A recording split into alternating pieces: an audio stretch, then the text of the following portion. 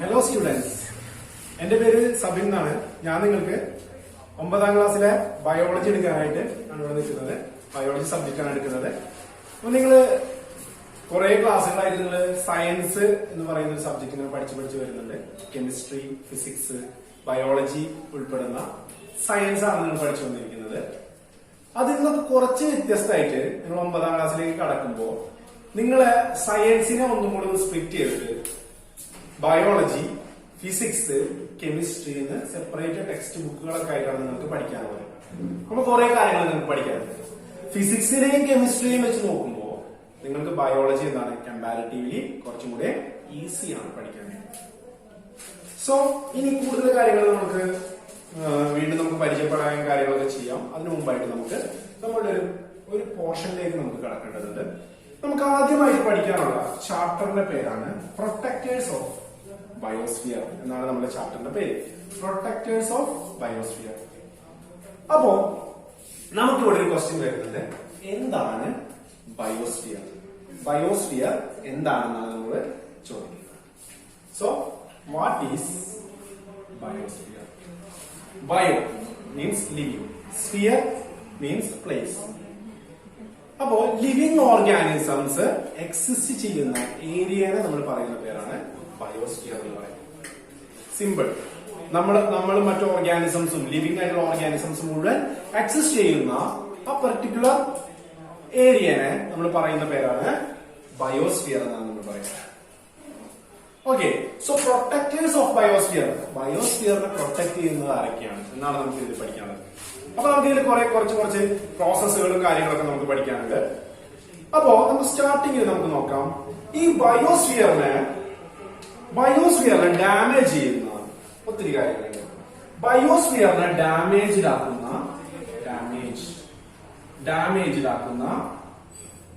കുറെ കാര്യങ്ങളുണ്ട്. അതിൽ ഏറ്റവും ഇമ്പോർട്ടന്റ് ആയിട്ടുള്ള കാര്യം അല്ലെങ്കിൽ ഏറ്റവും ഡേഞ്ചറസ് ആയിട്ടുള്ള ഫിനോമിന എന്ന് പറയുന്നത്, ബയോസ്ഫിയറിനെ ഡാമേജ് ചെയ്യുന്ന ഏറ്റവും ഡേഞ്ചറസ് ആയിട്ടുള്ള ഫിനോമിന എന്ന് പറയുന്നത് ഗ്ലോബൽ വാർമിംഗ് ആണ്. ഗ്ലോബൽ വാർമിംഗ് എന്ന് പറയുന്ന ഫിനോമിനയാണ്. Why it is very dangerous in the sense, എന്തുകൊണ്ട് നമുക്ക് ഈ ഗ്ലോബൽ വാർമിംഗ് ഡേഞ്ചറസ് ആണെന്ന് പറയാൻ കാരണം എന്താണെന്ന് വെച്ചാല്, ഗ്ലോബൽ വാർമിംഗ് എന്ന് പറയുന്ന പ്രോസസ് എന്താണ് ചെയ്യുന്നത്? It will increase the temperature of earth. ഭൂമിയിലെ ഊഷ്മാവ് ടെമ്പറേച്ചറിനെ ഇൻക്രീസ് ചെയ്യിക്കുക എന്നുള്ള പ്രോസസ്സാണ് ഗ്ലോബൽ വാർമിംഗ് ചെയ്യുന്നത്. Simple process. ഭൂമിയിലെ ടെമ്പറേച്ചർ കൂടി വരും. അതിന്റെ റീസൺസ് വളരെയധികം ഉണ്ട്. എന്നാലും ഏറ്റവും ഇമ്പോർട്ടന്റ് ആയിട്ടുള്ള റീസൺ എന്ന് പറയുന്നത് ഗ്രീൻ ഹൗസ് ഇഫക്റ്റ് എന്ന് പറയുന്നത്. അതായത് ഈ ഗ്രീൻ ഹൗസ് ഇഫക്റ്റ് ഉണ്ടാക്കുന്നത് കുറെ ഗ്യാസസ് ആണ്. അതായത് എർത്തിന്റെ അറ്റ്മോസ്ഫിയർ ചൂടാവുന്ന ഒരു കണ്ടീഷൻ, അത് ഉണ്ടാക്കുന്നത് കുറെ ഗ്യാസസ് ആണ്. അത്തരം ഗ്യാസുകൾ നമ്മൾ ഗ്രീൻ ഹൗസ് ഗ്യാസസ് എന്നാണ് പറയുന്നത്. പേരുകളൊന്നും കൂടുതലായിട്ട് പഠിക്കണ്ട. അതില് നമുക്ക് പഠിക്കാനുള്ള ഒരു ഗ്രീൻ ഹൗസ് ഗ്യാസിന്റെ പേരാണ് കാർബൺ ഡൈ ഓക്സൈഡ്. എന്താണ് അതിന്റെ പേര്? Carbon dioxide. Carbon dioxide is responsible for 90% of global warming എന്നാണ് പറയുന്നത്. 90% ഗ്ലോബൽ വാർമിംഗും ഉണ്ടാവാനായിട്ടുള്ള റീസൺ എന്ന് പറയുന്നത് കാർബൺ ഡൈ ഓക്സൈഡ് ആണെന്ന് പറയുന്നത്. സോ കാർബൺ ഡൈ ഓക്സൈഡ് എന്ന് പറയുന്നത് ദാറ്റ് മച്ച് ഇമ്പോർട്ടന്റ് തിങ്. അത് നമ്മുടെ അറ്റ്മോസ്ഫിയറിൽ ഒരു ലെവലിൽ തന്നെ നിലനിൽക്കണം. അത് കൂടുകയോ കുറയുകയോ ചെയ്യാനായിട്ട് പാടില്ല. സോ ആരാണ് ഈ കാർബൺ ഡൈ ഓക്സൈഡിന്റെ അളവ് മെയിൻറ്റെയിൻ ചെയ്യുന്നത് അല്ലെങ്കിൽ അതിന്റെ ലെവൽ മെയിൻറ്റെയിൻ ചെയ്യുന്നത്? ആരാണ് കാർബൺ ഡൈ ഓക്സൈഡിന്റെ അളവ് മെയിൻറ്റെയിൻ ചെയ്യുന്നത്? കാർബൺ ഡൈ ഓക്സൈഡിന്റെ അളവ് മെയിൻറ്റെയിൻ ചെയ്യുന്ന ആളാണ് പ്ലാന്റ് അല്ലെങ്കിൽ പ്ലാന്റ്സ്, ചെടികളാണ്. അതിനുള്ള ഏറ്റവും പ്രധാനപ്പെട്ട ഒരു കാര്യം എന്ന് പറയുന്നത്, നമ്മൾ ഈ ഗ്ലോബൽ വാർമിങ്ങിന് അല്ലെങ്കിൽ ആഗോള താപനത്തിന് ഏറ്റവും പ്രധാനപ്പെട്ട റീസൺ എന്ന് പറയുന്നത് ഡീഫോറസ്റ്റേഷൻ ആണ്. എന്താണ് ഡീഫോറസ്റ്റേഷൻ എന്ന് പറയുന്നത്? ഡീഫോറസ്റ്റേഷൻ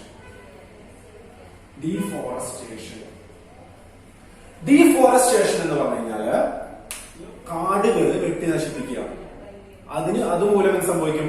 പ്ലാന്റ്സിന്റെ നമ്പർ കുറയും, കാടുകളിലെ പ്ലാന്റുകളുടെ നമ്പർ കുറയും, കാടിന്റെ അളവ് കുറയും. ഇതുമൂലം അറ്റ്മോസ്ഫിയറിക് കാർബൺ ഡൈ ഓക്സൈഡിന്റെ അളവ് ഇൻക്രീസ് ചെയ്യും. അപ്പൊ നിങ്ങൾക്ക് ഈസി ആയിട്ട് മനസ്സിലാക്കാൻ സാധിക്കും, കാർബൺ ഡൈ ഓക്സൈഡിന്റെ അളവ് കൂടാനായിട്ടുള്ള ഏറ്റവും പ്രധാനപ്പെട്ട കാരണം ഡീഫോറസ്റ്റേഷൻ ആണ്. അപ്പോ ആർക്കാണ് ഈ കാർബൺ ഡൈ ഓക്സൈഡിന്റെ അളവിനെ പ്രോപ്പറായിട്ട് മെയിൻറ്റെയിൻ ചെയ്യാനായിട്ട് സാധിക്കുക? ഈ കാർബൺ ഡൈ ഓക്സൈഡിന്റെ അളവിനെ പ്രോപ്പറായിട്ട് മെയിൻറ്റെയിൻ ചെയ്യാൻ സാധിക്കുക പ്ലാന്റ്സിനായിരിക്കും. And next question, how? എങ്ങനെയാണ് പ്ലാന്റ്സ് കാർബൺ ഡൈ ഓക്സൈഡിന്റെയും ഓക്സിജന്റെയും ലെവലിനെ മെയിൻറ്റെയിൻ ചെയ്യുന്നത്? കാർബൺ ഡൈ ഓക്സൈഡ് അളവിനെ മെയിൻറ്റെയിൻ ചെയ്യണം, അതോടൊപ്പം തന്നെ ഓക്സിജന്റെ അളവിനെയും അത് മെയിൻറ്റെയിൻ ചെയ്യുന്നത്. So how? എങ്ങനെ എന്നുള്ളൊരു ക്വസ്റ്റ്യൻ. അപ്പൊ നമുക്ക് നോക്കാം എങ്ങനെയാണ് പ്ലാന്റ്സ് കാർബൺ ഡൈ ഓക്സൈഡിന്റെയും ഓക്സിജന്റെയും ലെവല് മെയിൻറ്റെയിൻ ചെയ്യുന്നത്. ഓക്കെ, നമുക്ക് നോക്കാം. നമ്മൾ എടുക്കുകയാണ് പ്ലാന്റ്സ്. ഇവിടെ പ്ലാന്റ്സ് ഉണ്ട്. അപ്പോ പ്ലാന്റ്സ് എന്താ ചെയ്യാൻ നോക്കാം? പ്ലാന്റ്സ് കാർബൺ ഡൈ ഓക്സൈഡിനെ അബ്സോർബ് ചെയ്യുന്നു, അല്ലെങ്കിൽ കാർബൺ ഡൈ ഓക്സൈഡിനെ അറ്റ്മോസ്ഫിയറിൽ നിന്ന് കാർബൺ ഡൈ ഓക്സൈഡിനെ എടുക്കുന്നു. ഫ്രം ദി അറ്റ്മോസ്ഫിയർ കാർബൺ ഡൈ ഓക്സൈഡിനെ എടുക്കുന്നു. By using that carbon dioxide it will produce glucose. This process is called photosynthesis. ഈ പ്രോസസ്സിന് നമ്മൾ പറയുന്ന പേരാണ് ഫോട്ടോസിന്തസിസ്. സോ കാർബൺ ഡൈ ഓക്സൈഡിന്റെ അളവിനെ കൂടുതലായിട്ട് കുറയ്ക്കുന്നത് എങ്ങനെയാണ്? ഫോട്ടോസിന്തസിസ് വഴി കാർബൺ ഡൈ ഓക്സൈഡിനെ പ്ലാന്റ്സ് ഉള്ളിലേക്ക് എടുക്കും. എന്നിട്ട് plants will release oxygen in the time of photosynthesis. ഫോട്ടോസിന്തസിസിന്റെ ടൈമില് പ്ലാന്റ്സ് കാർബൺ ഡൈ ഓക്സൈഡിനെ അബ്സോർബ് ചെയ്തിട്ട് അത് ഉപയോഗിച്ച് ഗ്ലൂക്കോസ് ഉണ്ടാക്കും, ഓക്സിജനെ റിലീസ് ചെയ്യും. Oxygen should be release. ഇനി there are animals. These animals will receive this glucose. Animals എന്ത് ചെയ്യും? അത് പ്ലാന്റിനെ ആശ്രയിക്കും. ഈ ഗ്ലൂക്കോസിനെ മുഴുവൻ എടുക്കുന്ന ആരാണ്? ആനിമൽസ് ആണ്. പ്ലാന്റ് പ്രൊഡ്യൂസ് ചെയ്യുന്ന ഗ്ലൂക്കോസിനെ കൺസ്യൂം ചെയ്യുന്ന ആളുകൾ ആരാണ്? ആനിമൽസ് ആണ്. അതോടൊപ്പം തന്നെ വേറൊരു പ്രോസസ് കൂടെ നടക്കും, അതിന്റെ പേരാണ് റെസ്പിറേഷൻ, ശ്വസനം. റെസ്പിറേഷൻ പ്ലാന്റ്സിലും റെസ്പിറേഷൻ നടക്കും, ആനിമൽസിലും റെസ്പിറേഷൻ നടക്കും. ആ ടൈമില് പ്ലാന്റ്സും ആനിമൽസും ആരെയായിരിക്കും എടുക്കുക? It will take oxygen. Oxygen എടുക്കും. ആരെ റിലീസ് ചെയ്യും? റെസ്പിറേഷൻ വഴി ആരെ റിലീസ് ചെയ്യാം? It will release carbon dioxide. Carbon dioxide release ചെയ്യും. So it is just like a cycle. ഈ റെഗുലേഷൻ എന്ന് പറയുന്നത് സൈക്ലിക് ഫോം ആണ്. ആരാണ് ഇതിൽ മെയിൻ ഇമ്പോർട്ടന്റ് റോൾ വഹിക്കുന്നത്? പ്ലാന്റ്സ് ആണ്. എങ്ങനെ? പ്ലാന്റ്സ് അറ്റ്മോസ്ഫിയറിൽ നിന്ന് കാർബൺ ഡൈ ഓക്സൈഡിനെ എടുക്കുന്നു, ഗ്ലൂക്കോസ് ആക്കി മാറ്റുന്നു. ഫോട്ടോസിന്തസിസ് എന്തിനെ റിലീസ് ചെയ്യുന്നു? ഓക്സിജനെ റിലീസ് ചെയ്യുന്നു. ഈ ഗ്ലൂക്കോസിനെ ആനിമൽസ് റിസീവ് ചെയ്യും. ഇനി in the time of respiration ശ്വസനം നടക്കുകയാണ്. പ്ലാന്റ്സിന് ശ്വസനം നടക്കും, ആനിമൽസിന് ശ്വസനം നടക്കും. അപ്പൊ ആരെയായിരിക്കും കൊടുക്കുക? ഈ റിലീസ് ചെയ്ത ഓക്സിജനെ എടുക്കുന്നു, ആരെ പുറത്തേക്ക് വിടുന്നു? കാർബൺ ഡൈ ഓക്സൈഡ് പുറത്തേക്ക് വിടുന്നു. This cycle will be repeated. ഇങ്ങനെയാണ് അറ്റ്മോസ്ഫിയറിലെ ഓക്സിജന്റെയും കാർബൺ ഡൈ ഓക്സൈഡിന്റെയും അളവ് ലെവല് മെയിൻറ്റെയിൻ ചെയ്യുന്നത്. അണ്ടർസ്റ്റാൻഡ്? അപ്പൊ ഇതാണ് ഈ ഒരു ഏരിയയിൽ നമുക്ക് പ്രധാനമായിട്ടും പഠിക്കാനുള്ളത്. ഓക്കെ, ഇനി നമ്മളിപ്പോ ഒരു we will explain about a time എന്നാണ് ഫോട്ടോസിന്തസിസ്. സോ നമ്മൾ ഇനി പഠിക്കാൻ പോകുന്നത് എന്തിനെ കുറിച്ചാണ്? നമ്മൾ പഠിക്കാൻ പോകുന്നത് we are going to learn about photosynthesis. ഫോട്ടോസിന്തസിസിനെ കുറിച്ചാണ് പഠിക്കാനായിട്ട് പോകുന്നത്. So photosynthesis.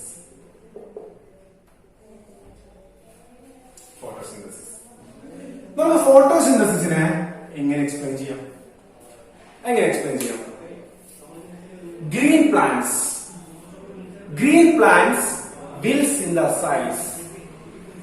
plants will synthesize glucose. എങ്ങനെ പറയാം? Green plants will synthesize glucose. Green plants will synthesize glucose in the presence of light. Light in the presence. Green plants will synthesize glucose in the presence of light using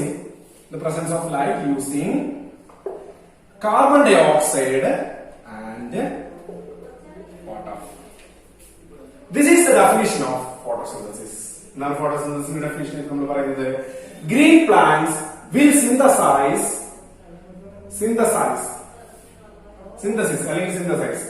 glucose in the presence of light using carbon dioxide and water. So next question. ഒരു photosynthesis എന്ന് പറയുന്ന ഒരു process നടക്കണമെങ്കിൽ എന്തൊക്കെ വേണം നമുക്ക്? എന്തൊക്കെ ഉണ്ടെങ്കിലാണ് photosynthesis നടക്കുക? ഇതോടൊപ്പം തന്നെ ചേർത്ത് വായിക്കാൻ പറ്റും നമുക്ക്. വി നീഡ് മിനറൽസ് ആൻഡ് സാൾട്ടും മിനറൽസും വേണം. ഫോട്ടോസിന്തസിസ് നടക്കണമെങ്കിൽ we need minerals and salt. Obviously we need carbon dioxide. നമുക്ക് എന്ത് വേണം? കാർബൺ ഡൈ ഓക്സൈഡ് വേണം. വേണ്ടേ? വേണം. പിന്നെ നമുക്ക് വേണ്ട ആളാണ് എന്ത്? വാട്ടർ വേണം. പിന്നെ നമുക്ക് വേണ്ട ഇമ്പോർട്ടന്റ് ആയിട്ടുള്ള ആരാണ്? ലൈറ്റ് ആണ്. Light. These are the important thing we need. ഈ നാലെണ്ണമാണ് നമുക്ക്, 4 കാര്യങ്ങളാണ് നമുക്ക് ഫോട്ടോസിന്തസിസിൽ ആവശ്യമായിട്ടുള്ള ആളുകൾ. എന്തിനൊക്കെയാണ് ആവശ്യം? We need minerals and salt, we need carbon dioxide, we need water and we need light. Obviously sunlight. കേട്ടോ, എന്തിലേക്കാണ് നമുക്ക് കൂടുതൽ ആവശ്യമുള്ളത്? സൺലൈറ്റ് ആണ്. സോ ഇതാണ് നമ്മുടെ ഫോട്ടോസിന്തസിന്റെ ഡെഫിനേഷൻ. ഇത് നമ്മൾ പറയുന്നത് നമുക്ക് ആവശ്യമായിട്ടുള്ള മെറ്റീരിയൽസ് എന്ന് പറയുന്നത് ഇതാണ്. സോ നമുക്ക് ഇനി ഫോട്ടോസിന്തസിസ് എവിടെ വെച്ച് നടക്കുന്നു എന്നുള്ള കാര്യങ്ങളൊക്കെ പഠിക്കാം. അതിനു മുമ്പായിട്ട് നിങ്ങൾ നോക്കാം, ഇതൊരു ലീഫാണ്. This is a leaf. ഒരു ലീഫിന്റെ നമ്മളൊരു ഭാഗം ഞാൻ കാണിച്ചിട്ടുള്ള ഒരു ഭാഗം മാത്രം നമ്മൾ ഇവിടെ നിന്ന് എടുത്തു കഴിഞ്ഞാൽ ഇത് ഏകദേശം ഇതുപോലെ ഇരിക്കും. ഒരു പോർഷൻ എൻലാർജ് ചെയ്ത് കഴിഞ്ഞാൽ ഇതുപോലെ ഇരിക്കും. അതിൽ എന്തൊക്കെ നമുക്ക് കാണാൻ പറ്റും? We can see an epidermis, an upper epidermis and A lower epidermis കാണാനായിട്ട് സാധിക്കും. Inside this we can see many cells. ഉള്ളിൽ നമുക്ക് കുറെ സെല്ലുകൾ കാണാനായിട്ട് സാധിക്കും. ആ സെല്ലുകൾ എന്ന് പറയുന്നത് എന്ത് സെല്ലാണ്? ഈ സെല്ലുകൾ നമ്മൾ പറയുന്ന പേരാണ് മീസോഫിൽ സെൽസ്. എന്താണ് കാണാൻ പറ്റും? നമുക്ക് ഒരു 2 എപ്പിഡെർമിസ്, ഒരു മീസോഫിൽ സെല്ല്, അതായത് ഗ്രൂപ്പ് ഓഫ് മീസോഫിൽ സെല്ല് കാണാൻ പറ്റും. പിന്നെ നമുക്ക് വാസ്കുലർ ബണ്ടിൽ കാണാൻ പറ്റും. ഒന്നുമില്ല, വാസ്കുലർ ബണ്ടിൽ എന്ന് പറഞ്ഞാല് ഈ വാസ്കുലർ ബണ്ടിലിന്റെ അകത്താണ് നമുക്ക് സൈലവും ഫ്ലോയും കാണാൻ പറ്റും. സൈലവും ഫ്ലോയും ആണ് മെറ്റീരിയൽസിനെ ക്യാരി ചെയ്യുന്ന ആളുകൾ. അപ്പൊ inside this vascular bundle we can see xylem and phloem. ഇവിടെ ഏറ്റവും ഇമ്പോർട്ടന്റ് ആയിട്ട് വരുന്ന ആള് ഈ ലോവർ ഭാഗത്ത് നമുക്ക് സ്റ്റൊമാറ്റ എന്ന് പറയുന്ന ഒരു ഭാഗം കാണാനായിട്ട് സാധിക്കും. സ്റ്റൊമാറ്റയുടെ ഫംഗ്ഷൻ എന്താണ്? കാർബൺ ഡൈ ഓക്സൈഡിനെയും ഓക്സിജനെയും ഉള്ളിലേക്ക് എത്തിക്കുക, ഇലകളിലേക്ക് എത്തിക്കുക, ലീഫിലേക്ക് എത്തിക്കുക. കാർബൺ ഡൈ ഓക്സൈഡിനെയും ഓക്സിജനെയും ലീഫിലേക്ക് എത്തിക്കുന്ന ആളാണ് സ്റ്റൊമാറ്റ ആണ് ആ റോൾ ചെയ്യുന്നത്. ഓക്കെ, ഇനി ഇവിടെ ശ്രദ്ധിക്കാം. ഇതാണ് നമ്മുടെ ഒരു പ്ലാന്റ് സെല്ല്. ഒരു പ്ലാന്റ് സെല്ലാണ് ഈ കാണുന്നത്. അതായത് ഇതിൽ നിന്ന് ഒരെണ്ണം എടുത്തു കഴിഞ്ഞാൽ ഈ ഒരു ഭാഗം നമ്മൾ എടുത്തു കഴിഞ്ഞാൽ ഇതാണ് അതിന്റെ ആ ഒരു സെല്ലിന്റെ സ്ട്രക്ചറാണ് നമ്മൾ കാണിച്ചിട്ടുള്ളത്. അപ്പൊ നമുക്ക് നോക്കാം എന്തൊക്കെ കാണാം ഒരു പ്ലാന്റ് സെല്ലിൽ. നമുക്ക് ഏറ്റവും പ്രധാനമായിട്ട് പ്ലാന്റ് സെല്ലിൽ നമുക്ക് സെൽ വാൾ കാണാം. നമുക്കൊരു ആനിമൽ സെല്ലുമായിട്ടൊന്ന് കമ്പയർ ചെയ്യാം. അപ്പൊ നമുക്ക് കുറച്ചുകൂടെ പെട്ടെന്ന് മനസ്സിലാവും. ഒരു ആനിമൽ സെല്ലിൽ സെൽ വാൾ ഉണ്ടോ? ഇല്ല. എവിടെ മാത്രമേ സെൽ വാൾ ഉള്ളൂ? പ്ലാന്റ് സെല്ലിൽ മാത്രമേ സെൽ വാൾ ഉള്ളൂ. ഒരു ആനിമൽ സെല്ലിൽ വാക്യൂൾ ഇല്ല. വാക്യൂൾ എന്ന് പറയുന്ന സെൽ ഓർഗനിൽ ഇല്ല. ബട്ട് പ്ലാന്റ് സെല്ലിൽ നമുക്ക് എന്ത് കാണാൻ പറ്റും? വാക്യൂൾ കാണാൻ പറ്റും. സ്റ്റോറേജ് ആണ്. എന്തെങ്കിലും പർട്ടിക്കുലർ കമ്പോണൻസിനൊക്കെ സ്റ്റോർ ചെയ്യാന്നുള്ളതാണ് വാക്യൂളിന്റെ ഫംഗ്ഷൻ. ഇനി അതുപോലെ ഒരു സെൽ ഓർഗനിൽ നമുക്ക് ഈ പ്ലാന്റ് സെല്ലിൽ കാണാൻ പറ്റും. അതിനെ പറയുന്ന പേരാണ് chloroplast. Very very important. Chloroplast പ്ലാന്റിലാണ് കാണുക, പ്ലാന്റ് സെല്ലിലാണ് കാണുക. ആനിമൽ സെല്ലിൽ നമുക്ക് ക്ലോറോപ്ലാസ്റ്റ് കാണാനായിട്ട് പറ്റില്ല. അതുപോലെ മറ്റു കാര്യങ്ങളൊക്കെ നമുക്ക് പക്ഷെ ഇമ്പോർട്ടന്റ് ആയിട്ട് വരുന്നത് ഇവിടെ നമുക്ക് ഇമ്പോർട്ടന്റ് ആയിട്ട് വരുന്നത് ക്ലോറോപ്ലാസ്റ്റ് ആണ്. വൈ? എന്തുകൊണ്ടാണ് നമുക്ക് ക്ലോറോപ്ലാസ്റ്റ് ഇമ്പോർട്ടന്റ് ആയിട്ട് വരുന്നത്? കാരണം it is the site of photosynthesis. ഫോട്ടോസിന്തസിന്റെ സൈറ്റ് എന്ന് പറയുന്നത് എന്താണ്? ക്ലോറോപ്ലാസ്റ്റ് ആണ്. ക്ലോറോപ്ലാസ്റ്റിൽ വെച്ചിട്ടാണ് എന്ത് നടക്കുന്നത്? ഫോട്ടോസിന്തസിസ് നടക്കുന്നത്. ഓക്കെ, അപ്പൊ ഞാൻ ഈ ക്ലോറോപ്ലാസ്റ്റിന്റെ ഒരു എൻലാർജ് പിക്ചർ ഇവിടെ കൊടുത്തിട്ടുണ്ട്. ക്ലോറോപ്ലാസ്റ്റ് നമുക്കൊന്ന് എൻലാർജ് ചെയ്ത് നോക്കാം. ബാക്കിയുള്ള കാര്യങ്ങൾ നിങ്ങൾക്ക് അറിയാം. മൈറ്റോകോൺട്രിയ, ന്യൂക്ലിയസ്, അതൊക്കെ എന്റെ ക്ലാസ് ഇങ്ങനത്തെ കാര്യങ്ങളൊക്കെ അതൊന്നും വലിയ ബോധർ ചെയ്യണ്ട. നമുക്ക് ഈ ക്ലോറോപ്ലാസ്റ്റ് നമുക്കൊന്ന് എൻലാർജ് ചെയ്ത് നോക്കാം. അപ്പൊ ക്ലോറോപ്ലാസ്റ്റ് നിങ്ങൾ നോക്കുകയാണെങ്കിൽ ക്ലോറോപ്ലാസ്റ്റിന് 2 മെംബ്രെയിൻ ആണുള്ളത്. ഒരു ഔട്ടർ മെംബ്രെയിനും ഉണ്ട്, ഒരു ഇന്നർ മെംബ്രെയിനും ഉണ്ട്. മൈറ്റോകോൺട്രിയക്ക് 2 മെംബ്രെയിൻ ഉണ്ട്, 2 മെംബ്രെയിൻ ഉണ്ട്. അതുപോലെ തന്നെ ക്ലോറോപ്ലാസ്റ്റിന് എത്ര മെംബ്രെയിൻ ഉണ്ട്? 2 മെംബ്രെയിൻ ഉണ്ട്. ഔട്ടർ മെംബ്രെയിനും ഇന്നർ മെംബ്രെയിനും. അതുപോലെ ക്ലോറോപ്ലാസ്റ്റിന്റെ ഉള്ളിൽ നോക്കിക്കഴിഞ്ഞാൽ കോയിൻ ഇങ്ങനെ അടക്കി വെച്ചുകൊണ്ടൊരു ഭാഗം കാണാം. കോയിൻ ഇങ്ങനെ അടക്കി വെച്ചുകൊണ്ടൊരു ഭാഗം കാണാം. ആ ഭാഗത്ത് നമ്മൾ പറയുന്ന പേരാണ് ഗ്രാന എന്നാണ് ആ ഭാഗത്ത് പറയുന്നത്, ഗ്രാന. ഇനി ഈ ഗ്രാനയ്ക്ക് ചുറ്റുമായിട്ട് നമുക്കൊരു എന്താ പറയാ ഒരു ഫ്ലൂയിഡ് ഫിൽഡ് ആയിട്ടുള്ള ഒരു ക്യാവിറ്റി ഉണ്ട്. ആ ഒരു ഭാഗമുണ്ട് സൈറ്റോപ്ലാസം പോലെ. ആ ഒരു ഭാഗത്ത് നമ്മൾ പറയുന്ന പേരാണ് സ്ട്രോമ എന്ന് പറയുന്നത്, stroma. So this grana and stroma is very important in the case of chloroplast. അതെന്താണെന്ന് നമുക്ക് വഴിയെ മനസ്സിലാകും. അപ്പൊ ഇത്രയും കാര്യങ്ങളാണ് നമുക്ക് ഈ ഭാഗത്ത് പറയാനുള്ളത്. അപ്പൊ ക്ലോറോപ്ലാസ്റ്റിന്റെ സ്ട്രക്ചർ ഒക്കെ നിങ്ങൾക്ക് കിട്ടി. രണ്ട് ഭാഗങ്ങളുണ്ട്, ഗ്രാനയും സ്ട്രോമയും ഉണ്ട് എന്നൊക്കെ മനസ്സിലായി. ക്ലോറോപ്ലാസ്റ്റ് എന്ന് പറയുന്ന ഭാഗമുണ്ട്. ഈ ക്ലോറോപ്ലാസ്റ്റിൽ വെച്ചിട്ടാണ് നമ്മൾ ഈ പറയുന്ന ഫോട്ടോസിന്തസിസ്, സൈറ്റോ ഫോട്ടോസിന്തസിസ് എന്ന് പറയുന്നത് ഏതാണ്? ക്ലോറോപ്ലാസ്റ്റ് ആണ്. ഓക്കെ, ഇനി നമുക്ക് നമുക്ക് ഡെഫിനേഷൻ ഒക്കെ പറഞ്ഞു already. Green plants will synthesize glucose in the presence of light using carbon dioxide water, mineral and salt, carbon dioxide, water, അതുപോലെ തന്നെ ലൈറ്റ്. ഇതൊക്കെയാണ് ഇതിന് നെസസറി ആയിട്ടുള്ള കമ്പോണൻസ് എന്ന് പറയുന്നത്. ഇനി നമുക്ക് നോക്കാം. ഇനി നമ്മൾ പറയാൻ പോകുന്നത് we are talking about pigments. പിഗ്മെന്റ്സിനെ കുറിച്ചാണ് നമ്മൾ പറയുന്നത്. അല്ലെങ്കിൽ നമുക്ക് ഫോട്ടോസിന്തറ്റിക്, PS എന്ന് ഷോർട്ട് ആക്കാം, ഫോട്ടോസിന്തറ്റിക് പിഗ്മെന്റ്സിനെ കുറിച്ചാണ് പറയുന്നത്. നമ്മൾ already discuss that site of photosynthesis is chloroplast. Chloroplast ആണ് സൈറ്റ് ഓഫ് ഫോട്ടോസിന്തസിസ്. ഓക്കെ, അപ്പോ ലീഫിൽ മാത്രമാണ്, അതായത് ലീഫില് ഓൾറെഡി ക്ലോറോപ്ലാസ്റ്റ് ഉണ്ട്. ലീഫിൽ എന്തുണ്ട്? ലീഫില് ക്ലോറോപ്ലാസ്റ്റ് ഉണ്ട്. അപ്പൊ ലീഫിൽ എന്ത് നടക്കും? ഫോട്ടോസിന്തസിസ് നടക്കും. പക്ഷെ ലീഫിൽ വെച്ച് മാത്രമാണ് നടക്കുന്നത്, അല്ല, ഏത് പാർട്ടില് ക്ലോറോപ്ലാസ്റ്റ് ഉണ്ടോ അവിടെയൊക്കെ എന്ത് നടക്കും? ഫോട്ടോസിന്തസിസ് നടക്കും. So photosynthesis is important. Photosynthesis ആണ് ഇമ്പോർട്ടന്റ്.